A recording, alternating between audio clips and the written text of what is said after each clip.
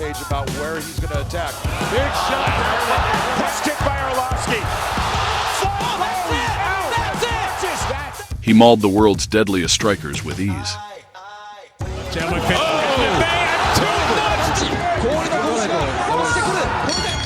Practically invented the ground and pound.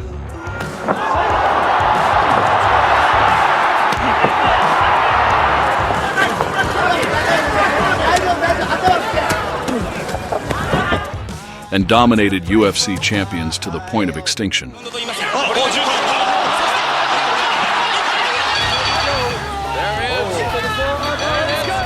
Inside the cage, Fedor Emelianenko was truly the last emperor, a force tearing through the best of his era no matter where the fight went.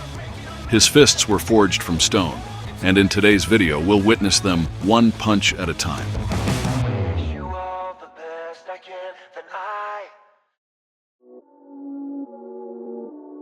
Fedor Emelianenko was born on September 28, 1976, and his journey into combat sports began at just 11 years old.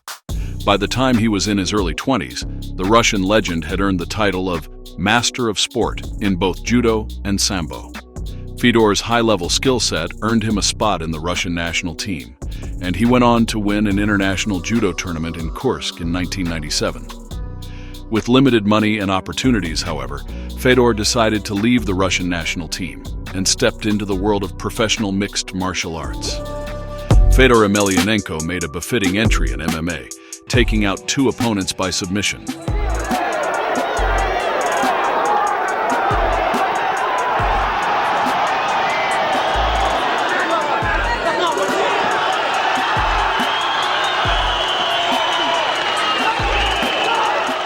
Before producing a supersonic 12-second knockout against Hiroya Takada.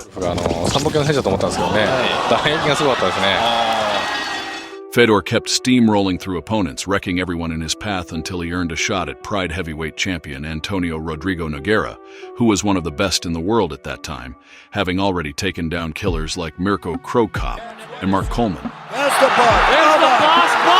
Look out! He's got him! Being choked out by Unfair. Coleman is going to pull his way out. He's going to be out. He's got the armbar, boss. Coleman tapping out. Not even a 300-pound slab of pure muscle like Bob Sapp could slow down the BJJ wizard.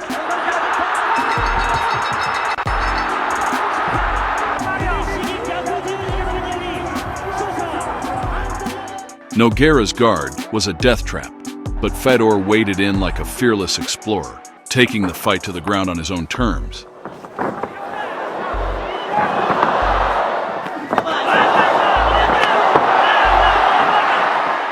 And pounding Nogueira's face into the canvas.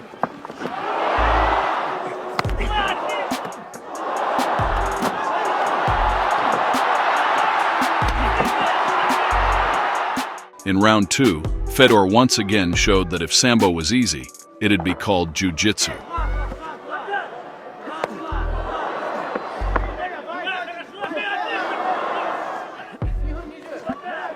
Fedor kept hammering away until the final bell.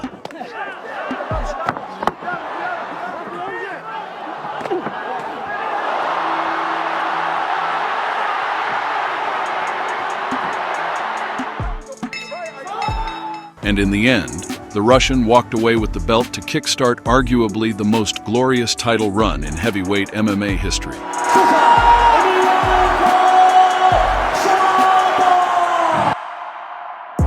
Fedor started his reign of terror with a couple of dominant submission victories. He's got the choke. He's got it. It's over. It's over. Fedor's third title defense was his most dominant yet, and his opponent, journeyman Gary Goodridge, found out the hard way that he just wasn't good enough. The Russian came out firing like a machine gun in the opening seconds of the fight.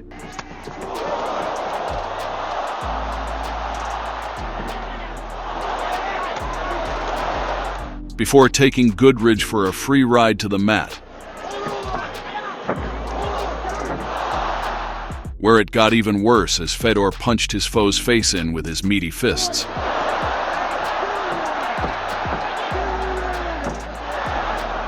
before adding a few soccer kicks to cap off another demolition.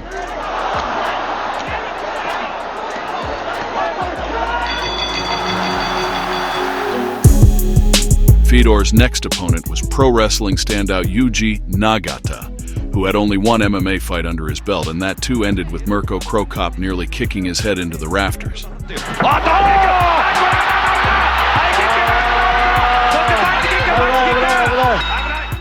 Fedor too had Nagata backing up with crisp combos.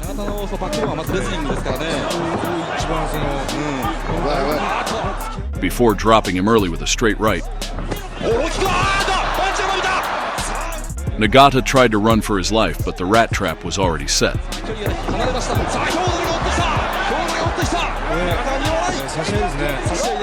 And there was no way Fedor was leaving without another kill.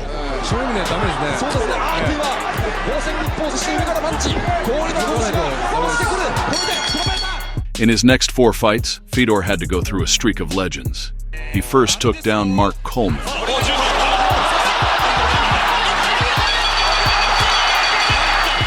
Came from behind to take out Kevin Randleman. Ken Randleman Turns it around. Whoa! Oh my gosh, position unbelievable. We have the king of the slam sitting right beside us. Establishes himself better, north-south. Oh, here we go.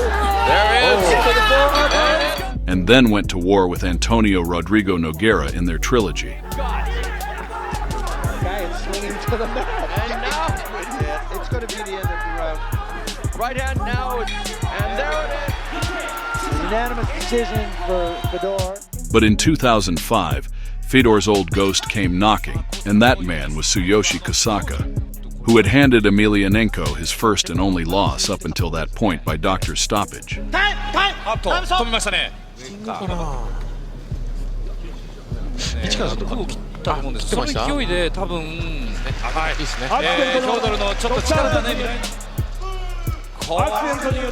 There were no hiccups the second time around as Kosaka held onto Fedor's leg for dear life, only to get taken down and smashed.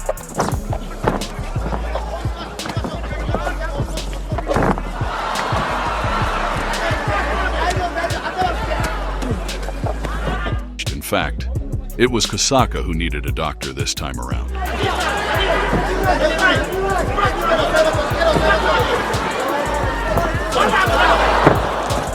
Kosaka escaped the initial checkup, only to walk back into a storm of Russian hammers that continued cracking his skull.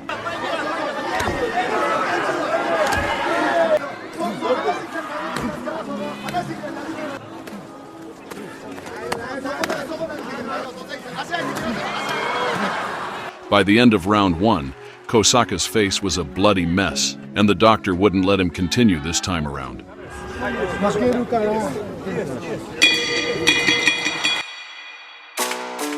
Fedor's next knockout came against the giant 400-pound Brazilian Godzilla, Zuluzinho, who was undefeated at 7-0 with a perfect knockout rate. Tie trunks are falling off of Santorio, who's now got the front face lock going for the north-south position. This was a challenge unlike anything Fedor had faced before, but the last emperor wasn't the least bit intimidated as he sent the beef block crashing to the mat with his first couple of punches.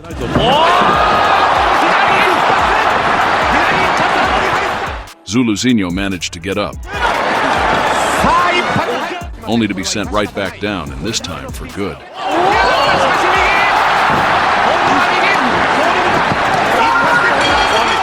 Fedor wrapped up his Pride run with a few more wins before making a quick stop at Affliction, where he ran through former UFC champ Tim Sylvia, first with his fists. Oh, nice.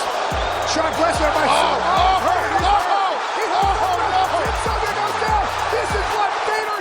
and then with a rear naked choke that earned him the Affliction heavyweight title. Going for a rear naked choke. Can it be over this fast? This is the same position Randy Couture had Tim Sylvia, but he's got that. With one former UFC champ out of the window, Fedor battled a more dangerous one in the form of Andrei Arlovsky. The Belarusian had recently left the UFC chasing a big payday and was riding a 5-fight win streak, with 4 of those ending in brutal knockouts. Arlovsky even managed to crack a chin that was solid granite. Jab. Inside leg kick. Right hand. Oh, goodness. Big right hand. Fedor knew he had a tough challenge ahead, as Arlovsky used his speed and youth to keep the legend on his toes. Fedor, who's a figure like that against Arlovsky, he's going to get him faster. Just like with that right hand. Let me tell you, Arlovsky at 6'4" with that leg. Take away that lead leg. Not using a lot of footwork, though. But the pit bull got a little too rowdy and leaped in for a flashy flying knee, only to be met midair by a heat-seeking missile from Fedor that instantly shut him off. Good right. Push kick by Arlovsky. That's it. Wow. Fedor's next move was to Strikeforce, but the marriage ended in disaster with 3 straight losses. It looked like he was going to tap there. He's got his arm straight. The Russian eventually returned to familiar territory in Japan, where he faced off against Satoshi Ishii. Right from the start, Ishii shot for takedowns, knowing full well that those Russian fists were nothing to play with. Catches the kick in leg, does Ishii. No chance to sweep up the support leg. They lock up for the first. And Fedor proved him right just a minute later, cracking him with bombs. Going to Fedor's jaw. At the moment, just cut remaining. First round, set for 3. Right hand lead, blinking heavy on the left eye. Before sending him to a place where time does not exist. Trying to measure with his right, and again Fedor drops it. The big comeback. Fedor's next challenge came in the form of former UFC title contender Pedro Rizzo, who had just chopped down Ken Shamrock like a timber with his previous win. Shamrock's down.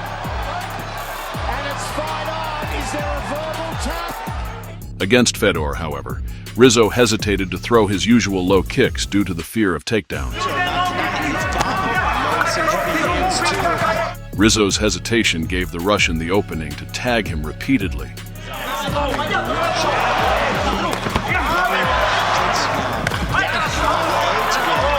And then landed a combo from the pits of hell that had knocked the Brazilian out cold. Fedor's next stop on his world domination tour was Bellator, but a loss in his debut set him back a step. The Russian legend bounced back in the quarterfinal of the Bellator Heavyweight World Grand Prix against former UFC heavyweight champ Frank Mir, who almost turned things from bad to worse for Fedor by dropping him early. Frank Mir's doing exactly what he needed to do. Backing him up, that's smart. The Russian, however, executed a perfect counter. That's smart. And Emelianenko with a takedown on Mir. Mir had another rush of blood, but this time, luck wasn't on his side as he ended up biting the dust. Here with a straight left hand. And Emelianenko clipped Mir. Emelianenko with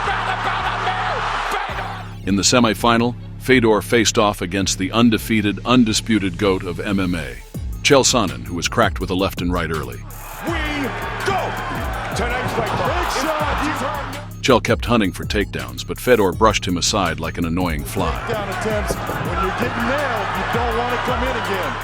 When Sonnen finally got one, the American still ended up on his back. And the takedown attempt hasn't worked yet, but it does now. Chael did manage a takedown midway through the first round. Adrenaline high, but he's breathing hard and Chael's got this takedown. But Fedor pulled off a clean reversal. Nice move by Chael to get to that mount, but wow. Before teaching Chael a harsh lesson that the mean streets of Oregon had nothing on Siberian devastation. Chael is hanging tough. Love what I see out of him right now. He's got to move. Can't tells him to move.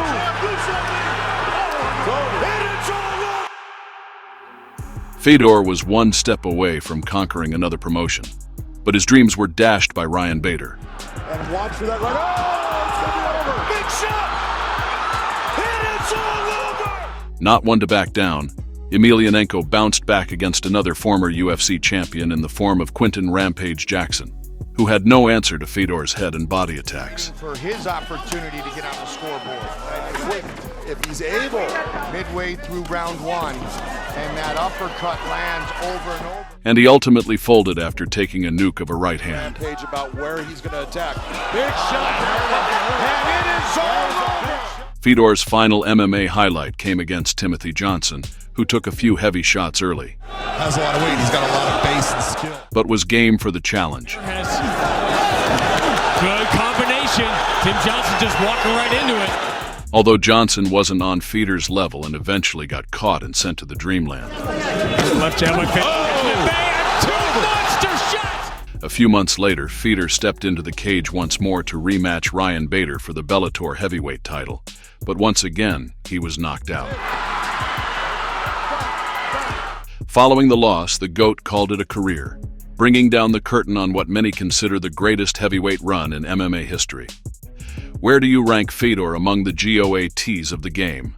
Let us know your thoughts in the comments. If you liked the video, please subscribe to our channel and turn on those notifications.